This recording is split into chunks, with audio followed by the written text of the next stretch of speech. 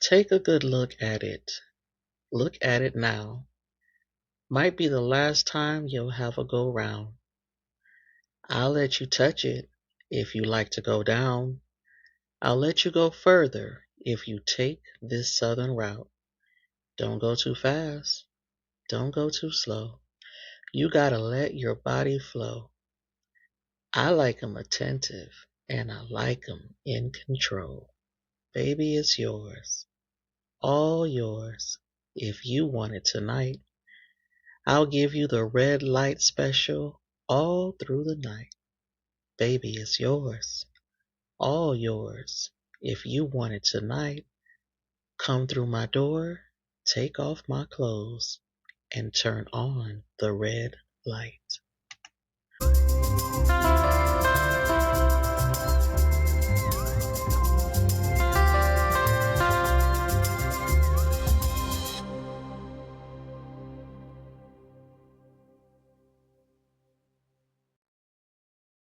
Hey, family. Welcome to the Midweek Ramble. This is your girl, She Rambles.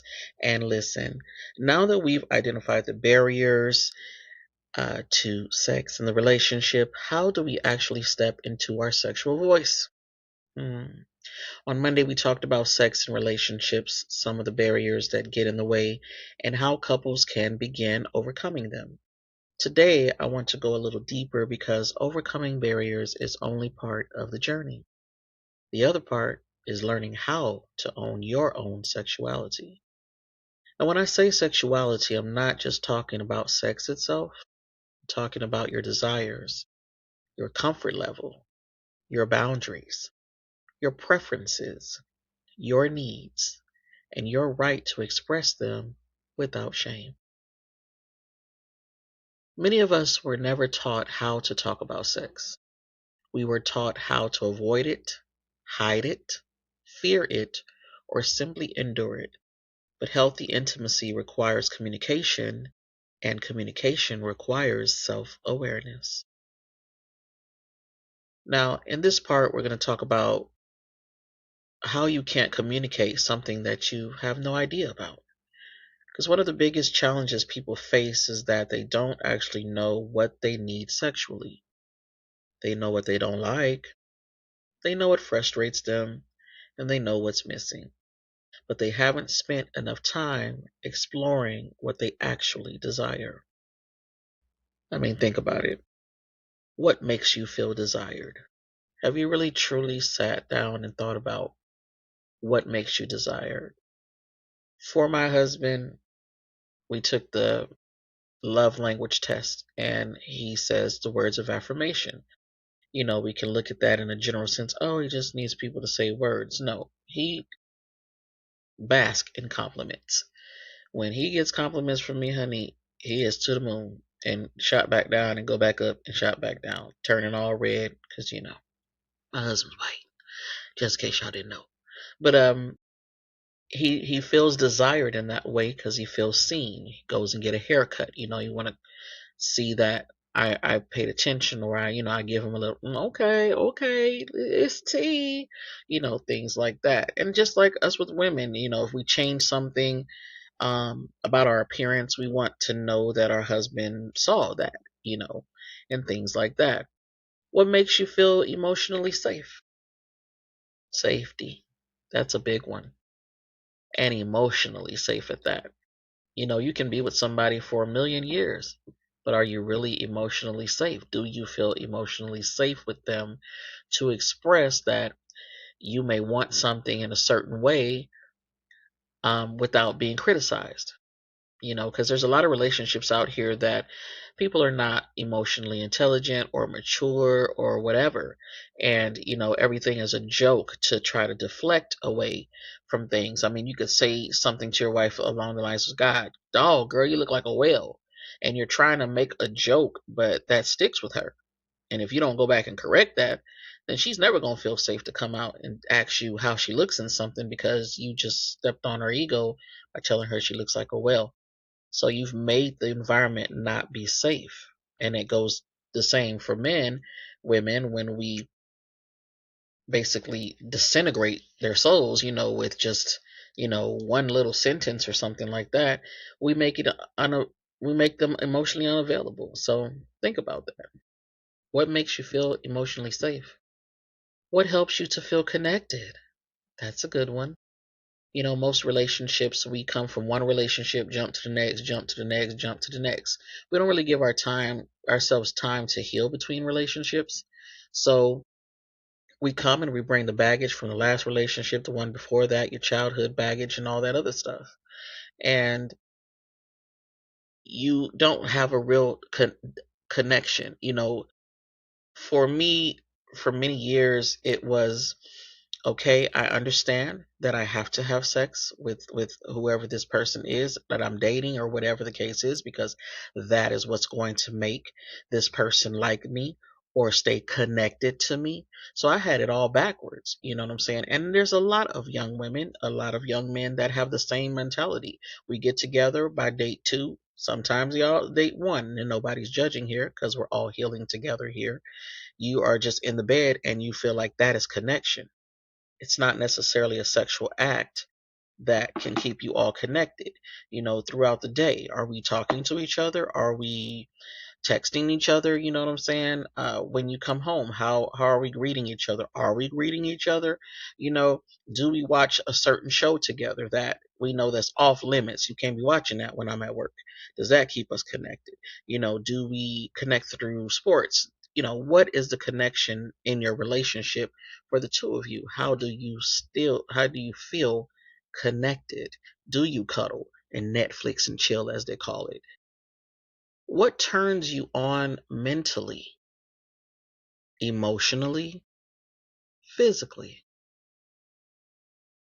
I told my husband a long time ago, I mean, we've known each other since 2001. However, when we reconnected 2 years ago, I told him that before you could even touch me, you got to do something to my mind, stimulate my mind. Foreplay for me starts in my mind first before you can even touch me. Then I feel like my emotions kind of roll into what it is that you're saying, if I believe you. And then physical will occur, because I believe I developed that as a mechanism of protection, because me going with that old young mentality or unknowing mentality of, hey, gotta have sex with this person because they're not gonna stay with you, they're not gonna want to be your boyfriend, your girlfriend, whatever, because if you don't have sex with them, and things like that. So in this part of my life, finding my self-worth sitting in my queenliness, honey, I understood that I don't need to be doing all of that. You're gonna have to give me what I need. And I realized that talking is something that turns it up for me. Turns it up, honey. And if you talking, and then that talking then does something to my emotions to where I trust you and I'm safe. I feel emotionally safe enough to allow you to physically touch me, and then you actually back up what you was talking about. Ooh wee. Ooh wee. Red light special. So what turns you off? Thought I was gonna say on, huh? No, off. What turns you off? And I don't care how fine your partner is, honey, there is something that turns you off. Not necessarily about them per se, but it could be something that they do that turns you off. You know, remember in Boomerang when he would have his sexual encounters with these women? They could be fine from head to ankle, but when he pulled that thing back and saw their feet was jacked up, he was automatically turned off. Now we looked at that and was like, oh my God, he is so petty. He's so vain she can get a pedicure. But for him in his mind, you got to have some pretty Robin Given feet, or I'm just not turned on. And again, all of that has to it all goes together. You have to be turned on. It's and when I think about, like I said, my younger days, it was just a robotic act. It wasn't really about being turned on or whatever. It's like, you're kissing me, we're slapping face, okay, well, kid, boom. It was just an act that I knew I had to do to secure, well, I thought I had to do to secure a relationship or a connection or whatever. Again, when you're not taught something, when you don't know something, you do the wrong thing. And once you know better, you do better. Because owning your sexuality begins with self discovery. Before we ask our partners to understand us, you got to understand yourself. Now, sexual shame silences communication. If you have shame surrounded with sexuality, hence what I was talking about of, always thinking that that's what I had to do, you know, you don't know how to talk to somebody because you're already ashamed and you're like, "Huh, I'm finna tell this person exactly what I'm. No, that's not okay. A lot of people stay silent because shame is sitting in the driver's seat. Let's give you some examples. Shame, you have shame about wanting more sex. Mhm. You have shame about wanting less sex. You have shame about fantasies, about body image, about aging and previous experiences. You know, you have to know who you are, especially when I come to this previous experience thing. Sir, ma'am, if you know that you petty and or you can't really handle some stuff, my mother, anybody, the old school players in my life done told me that you don't go looking for stuff that you don't really want to find. So if you're asking somebody a question about how many bodies you got, you know, and then your girlfriend, sweet Jesus church girl, choir girl, tell you she got 5 bodies, you about ready to die because you expected her to say virgin. Like, don't ask a question that you're not prepared for to take the answer. It's like you asking me something and we're in a relationship. You want me to tell you the truth? I'm going to tell you the truth. Some of us are some women. We're concerned about, oh, we ain't got the Kardashian waist. We ain't look like Beyonce and all this, yeah, yeah, yeah, yeah, yeah.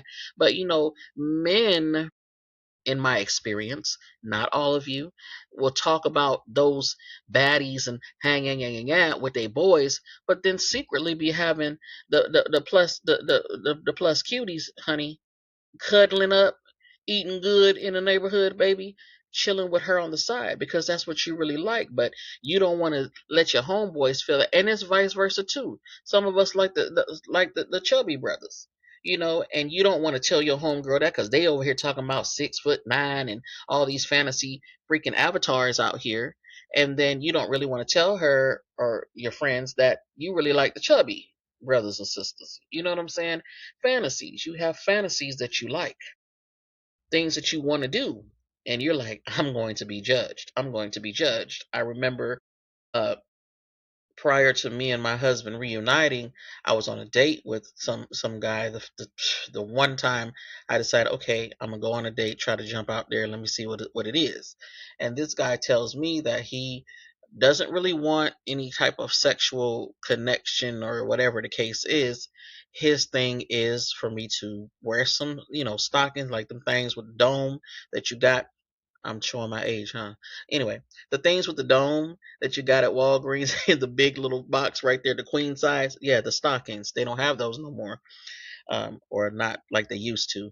And you put them up to you go up to your knee and all this stuff like that. Just the regular church ones, the ones your granny wore. To put those on, lay up in the bed, breast out, and let me have him suck on my breast as he's rubbing on the nylon stocking. I'm gonna let y'all pause on that one. Right. But it was his fantasy. And because it's something that could have registered as weird in my mind, that is a legitimate turn on for him. And so think about if your partner said that to you. My mind automatically went to mommy issues and Norman Bates, but you know what I'm saying? That's just my mind. But if my mind did that, what are you doing if your spouse comes to you and says that to you? Are you just gonna do it? Are you gonna question why it has to be that way and all of these things like that? So there's shame in what the world would label as taboo, the thing that's not accepted. That's why we have all these secret clubs of sex out here, the hedonism fest in Jamaica and all of those places like that, because you can go in these places and do the things that you desire to do amongst like-minded people because you don't have no shame there. Everybody is cool with the upside down pineapple, wink wink. If you know what it is, you know what it is. Anyway, shame tells us that our needs are wrong. Healthy intimacy reminds us that having needs doesn't make us needy, it makes us human. Your needs matter. Your comfort matters. Your pleasure matters. And your voice matters. Now listen, this next part, your partner is not a mind reader. This is what this whole recap is about. Okay? We often expect our partners to magically know what we want. We've been together for 10 years. We've been together forever. We've been married and all this stuff. Surely they know what to do by now, but relationships just don't work that way. You need to understand that people change over time. Every day we are evolving, okay? And our bodies change. We're looking in the mirror like, oh gosh, it's gray down there. It is totally gray. Who is going to do anything down there? You know, our stress levels change. We doing so many things on a daily basis. Stress. Hormones are changing. Women, depletion. Men, same thing. I mean, you see all the tea commercials all the time on TV. We see all the stuff about perimenopause and menopause and things like that. This is hormonal changes. That is natural. Nothing that you're doing to yourself. These are just natural occurrences, and your preferences change. As a young uh, jackrabbit out here, yeah, you was getting it in jackrabbit style, okay? And now them hips hurt. That groin area is hurting. We ain't stretching no legs back behind our ears no more. Don't nobody want to do that. I am not a cheerleader anymore. And so your preference change. But what felt amazing 5 years ago might not be what you need today. And it's okay. But we believe that because we have all these old adages that, oh, it's cheaper to keep her. What you did to get them, that's how you got to keep them. Yada yada yada. Listen, if I got you when I was 18 and I was dropping it like it was hot, and here I am 63, you think I got time to be dropping something like it's hot? You better catch it while it's warm, because don't nobody have time. The knees are not making it no more. We can't be doing that anymore. So how do we start this conversation, right? You just say, instead of saying, "Well, you never be doing anything," how about saying, "I'd love more of." You don't ever kiss me no more. You just walk up out of here. You don't even give no more. Nah. Okay. Well, I love if you kiss me on the cheek more or kiss me down my neck more instead of why don't you ever? Ooh, ugh. I'm always and you don't never. How about you try? I feel most connected when we're cuddling on the couch, when you touch me like this, when you hold me like this. Instead of criticism, use curiosity. Because curiosity, baby, sound real cute. I've been thinking about what helps me feel closer to you. I'd love for us to talk about our intimacy. Well, what are some things that can help you feel desired? Now, who don't, that, it's like we're two people. And yes, over time you get complacent, you get comfortable with how the routine goes in the house and things like that. And every now and then you get an itch to just, spice things up or whatever the case is. You're thinking about how you can do it and everybody's just thinking, but ain't nobody talking. So imagine sitting on the couch and you just bust that question out. What are some things that will help you feel desire? Your partner gonna look at you like, girl, I was just thinking about that. Ooh, how can I better support your needs? And you could add the word sexual to it because it's all kind of needs. But we talking about sex right now. How can I help you with your sexual needs? Because as our hormones are changing as women, some women have painful sex as, they're going into perimenopause and menopause. Some have a libido that is outrageous. Some come from a dead forest to like a blazing full on fledged fire. And the husband be like, bruh, I cannot. Okay, girl, it's already been the sixth time today. Good Lord. So talk about it.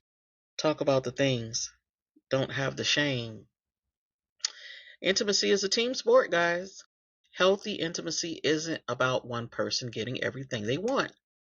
That is not right. Now, if that's your relationship, look, I've heard a lot of things, in my experience in this life. I don't put labels on myself, but I've heard of the pillow princess. I've heard about those and things like that. I ain't mad at you, sis. I ain't, ma- I ain't mad. Why I can't be a pillow bro? But I ain't mad at him neither. And if that's the way it is in your relationship, because we have the touch me nots and people that do not desire to be touched and things like that, and that's when I learned about different types of sexuality and the asexual and the this that. It's a lot of things going on, and so that's why we have to have these conversations. It's about creating a space where both people feel seen, heard, respected, and valued. If your relationship is as such, if you come into the relationship having the conversations early on, or even if it's not early on, as things change, you're like, hey, uh, I understand that when I pleasure you, you wish to pleasure me as well. However, that is not something that I desire or need. And I know that that could shock your partner at first, because we live in a society where it's you give, I give, we get, and all that stuff like that. You scratch my back, I scratch your back. But there are just some people that are just satisfied with just pleasuring you. So listen, if that's how it is in your dynamic, that is how it is. Because if that's how the person is being seen, heard, respected, and valued, then you do your thing. The goal isn't perfection. The goal isn't about performing. You don't want no performative stuff. That's why you have to have the conversations. Me and my husband talk about those things. My husband has a level of desire for me, which is beautiful. But my trauma makes it not beautiful. It makes it scary. It makes it anxious. Okay. But my desire and my love for my husband, because I always say my love requires that I fight this thing, because I'm not going to let no trauma dictate my life, you know? And so we've had the conversation about, well, would you like me to just sit here and bend on over and just let you go because you have the desire to have more sex and I have the desire to have none? You want me to just lay here like a log?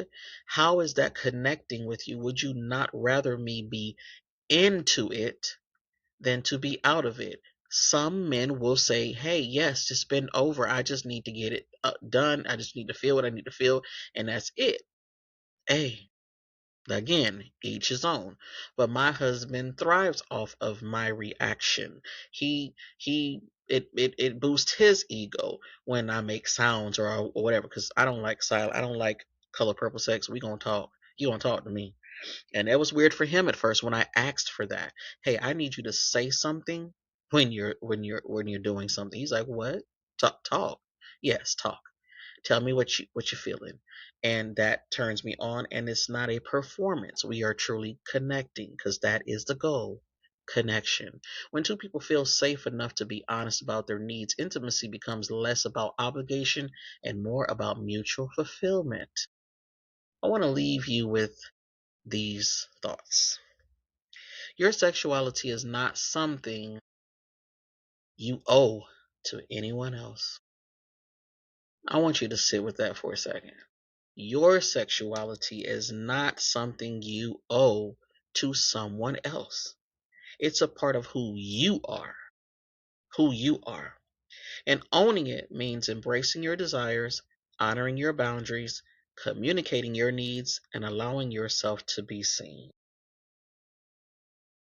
Remember, no one can do anything to you unless you allow it. Okay. And again, don't come for me. I'm not talking about those obvious things. We're just staying in this space. I'm talking about in this space. You need to honor those boundaries, communicate your needs, and allow yourself to be seen. The strongest relationships aren't the ones where couples never talk about sex. Y'all got to talk about sex. And it changes. It changes. It changes. That is the most constant thing of life. Change. They're the ones where couples can talk about it openly, honestly, and without fear. Is it safe enough in your relationship to talk about sex? If it's not, now it's time. Now it's the time for you guys to visit that on the next date, or carve out some time. We have never really sat here and talked about sex. And for your spouse, they might like, well, what is there to talk about? We just do it. I get the desire, you get the desire, we jump on each other, that's it. No, no, we need to talk. Because there are some things that some of you are accepting or just doing out of performance, and you're not realizing, and you're not truly connecting with your loved one when you're just doing something just because. If you don't like something, you have to communicate that. And their love should be able to see that it's not about them not wanting to give you something. I mean, I want you to feel good just as much as I'm feeling good. And if this thing is hurting you, what am I doing it for? That's the type of mindset that we need to come to.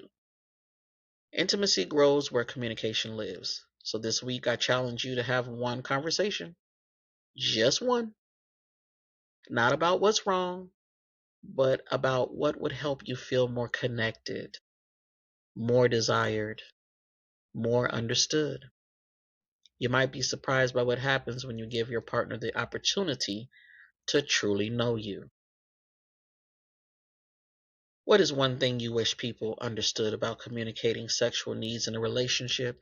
Wherever you're listening at, answer that question for me. I'll have it on a poll somewhere or in your comments. You can answer that question for me. What is that one thing you wish people understood about communicating sexual needs in the relationship? Let's talk about sex. Come back on Friday as we go on our Friday frenzy with Mr. Coach O Speaks himself. And let's see what he had to tell us, because it's a lot of crap going on in that NFL, baby. Ooh, some trades, some stuff. Hey, it's some tea out there. But then again, he might not even talk about nothing about that. So we don't know, but you wouldn't know until you come back on Friday. So listen, communicate, be seen, put those boundaries up, and don't be afraid to talk about sex, baby. This is your girl, she rambles. Peace.